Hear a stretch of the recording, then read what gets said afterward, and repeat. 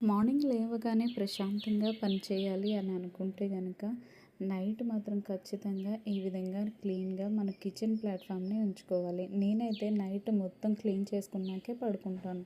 So that morning లేవగానే ప్రశాంతంగా నీట్గా ఉంటుంది కాబట్టి ఎంత పనైనా చేయాలనిపిస్తుంది. మీరు అలానే చేస్తారా? కామెంట్ చేయండి. సో ఈరోజు నా డే రొటీన్ అనేది స్టార్ట్ అయింది ఈ విధంగా. సో హాట్ వాటర్ కామనే, ఇలాగ ఎగ్స్, అలాగే మిక్స్డ్ వెజిటబుల్స్, అలాగే స్వీట్ కార్న్ కూడా బాయిల్ చేశాను. అలాగే ఇడ్లీ చట్నీ, పల్లీ చట్నీ. ఇక్కడ మిక్స్డ్ వెజిటబుల్స్ అలాగే వాటిని బాయిల్ చేసిన ఎగ్స్ ఇచ్చేసాను. ఇంకా లంచ్లోకి వచ్చేసి రైస్, అలాగే ఇక్కడ క్యాలీఫ్లవర్ కర్రీ అనేది చేశాను. క్యాలీఫ్లవర్ కర్రీకి నా దగ్గర అయితే రెడీగా మసాలా అనేది లేదు, అల్లం వెల్లుల్లి పేస్ట్ అనేది లేదు. సో ఈసారి డిఫరెంట్గా ట్రై చేశాను. ఫస్ట్ అయితే నాకు ఎందుకో కాలీఫ్లవర్ని ఉడకబెట్టాలనిపించింది. సో స్టీమ్ చేసి దాన్ని బాయిల్ చేసేసి పక్కన పెట్టుకున్నాను. తర్వాత ఇలా ఆనియన్, పచ్చిమిర్చి మగ్గనిచ్చాను ఆయిల్లో. అది బాగా మగ్గిన తర్వాత ఒక టొమాటో అనేది చిన్న చిన్న ముక్కలుగా కోసుకొని వేసుకొని అది కూడా మగ్గించుకొని అందులోకి ఉడకబెట్టుకొని పక్కన పెట్టుకున్న కాలీఫ్లవర్ అనేది వేసాను.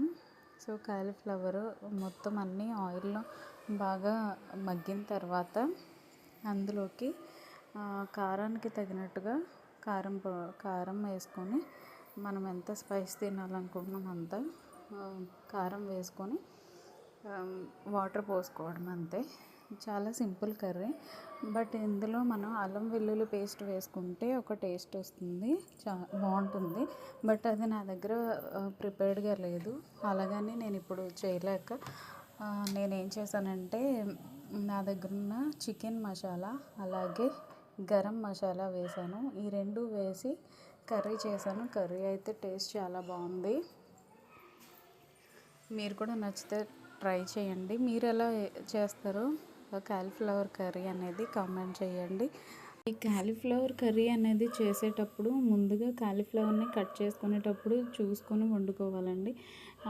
నేను చాలా రోజుల తర్వాత వండాను కాలీఫ్లవర్. నాకు ఎందుకో ఇన్స్టాలో రీల్స్ వచ్చాయి. అప్పటి నుంచి నాకు కాలీఫ్లవర్ అంటేనే చూశాను కానీ ఎప్పుడూ తీసుకురాలేదు. ఎందుకంటే అందులోంచి పురుగులు వస్తాయి అనేసి చూపించారు. సో నిజంగానే ఇప్పుడు నేను సరే ఈసారి కర్రీ చేద్దామా అని చెప్పి తీసుకొస్తే నిజంగానే అందులోంచి పురుగులు వచ్చాయి. నాకు ఇంకా ఏం చేయాలో అర్థం కాలేదు. అలాగే కొంచెం కాలీఫ్లవర్ని కట్ చేసి వీటిని బాయిల్ చేయాలని శుభ్రంగా వాష్ చేసిన తర్వాత వాటర్లో వేసి బాయిల్ చేశాను. బాయిల్ చేశాక అప్పుడు కొంచెం సాల్ట్ వేసి బాయిల్ చేశాను. అప్పుడు కర్రీ చేశాను అనమాట. సో నాకెందుకో కాలీఫ్లవర్ చూస్తే ఇంకా చాలా భయమైంది. ఇంకా తర్వాత ఇంకెప్పుడు ట్రై చేయకూడదేమో అనిపించేసింది. బట్ కర్రీ అయితే టేస్ట్ చాలా బాగుంది. సో ఇందులో పచ్చిశనగపప్పు కూడా వేసి చేసుకుంటారు. అదొక కర్రీ చాలా బాగుంటుంది. సో ఫస్ట్ టైం నేను ఈ విధంగా చేశాను. చికెన్ మసాలా అలాగే గరం మసాలా వేసి, ఎందుకంటే పిల్లలు కానీ ఎవరైనా తినేటప్పుడు నార్మల్ కర్రీలా ఉంటే అంతగా ఇష్టపడరని చెప్పి కొంచెం అలా మసాలాలు వేసాను. సో కర్రీ అనేది టేస్ట్ అయితే చాలా బాగుంది, చాలా చాలా బాగుంది. నచ్చితే మీరు కూడా ట్రై చేయండి.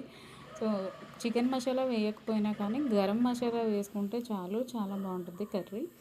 అంతేనండి ఈరోజు నేను చేసిన వంటలు. ఇక్కడ రైస్ అలాగే కాలీఫ్లవర్ కర్రీ.